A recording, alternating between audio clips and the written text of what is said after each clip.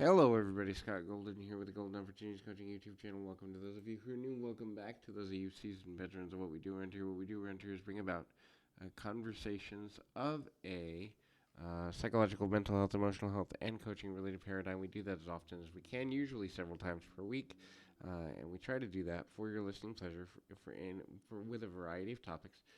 We kind of look at different things, such as, but not limited to, um, various mental health, emotional health, and coaching related topics. This is our two-part series on unhealed trauma. So, trauma is an emotional and psychological experience from which a person has difficulty healing. Any person, and almost every person, will go through trauma one or more times per their life or through their life. And I specialize in helping people kind of deal with that on an emotional level and kind of reframing and remapping that. So if you are dealing with consistency of trauma, please feel free to reach out at PO Perception on Twitter or in the About Me section of this YouTube page. Either one will get you in touch with me or a member of my team. We can make something happen from there.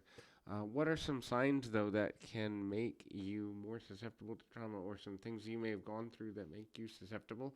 The first is toxic personal relationships, whether they be friendships, romantic relationships, or family dynamics. If you're going through a toxic relationship, the reality of the likelihood that you would have at least some trauma is very, very likely. This is because when we expect people to treat us in a certain way and then they treat us in an opposite way, or a more unfriendly or unkind or menacing way, there's a lot of struggle and a lot of hardship that goes on with that. When we begin to understand the value of connecting in a deeper way about that, there's a lot of struggle there. And then the next thing is the concept of loss. When a person feels like they are going through consistent losses, be it a loss through death, a loss through maybe they've lost a job, they've lost a relationship, they've lost, unfortunately, when a child passes very young or unexpectedly.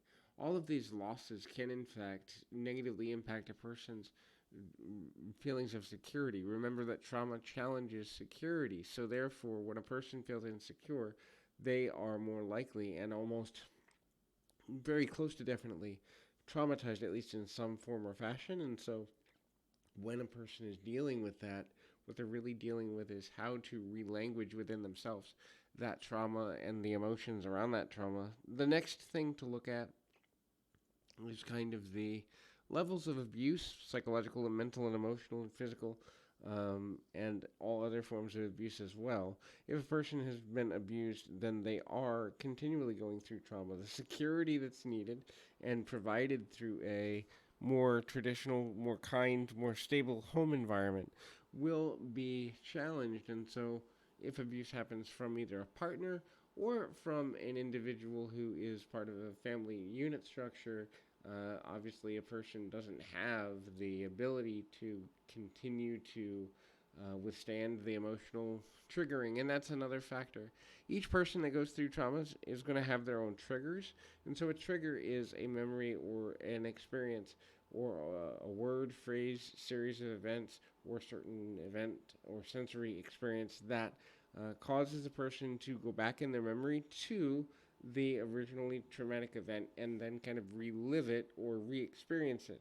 That trigger can be any number of things, and while people may have common triggers, no two people have the exact same trigger list. So learning about the nature of how to deal with triggers and how to relanguage them and how to rebalance them is super important for a number of reasons, not limited to the fact that if a person doesn't know how to do this, getting past them and working around them becomes exceptionally difficult, if not out and out, near feeling impossible for that person. The next thing is PTSD, or post traumatic stress disorder. This is a psychological disorder where a person cycles through three main processes as it relates to their emotional well being.